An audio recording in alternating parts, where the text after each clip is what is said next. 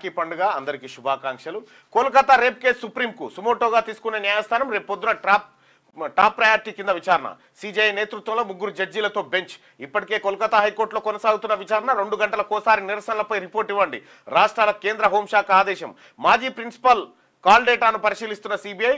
TMC MP Sukhender కు నోటీసులు ఇచ్చిన పోలీసులు అంటూ ఒక వార్తను చూస్తున్నాం. కోల్కతా రేప్ ఘటన చిలికి గాలివానైంది. ఆఖరికి సుప్రీంకోర్టు సుమోటోగా కేసు స్వీకరించేటువంటి పరిస్థితి వచ్చింది.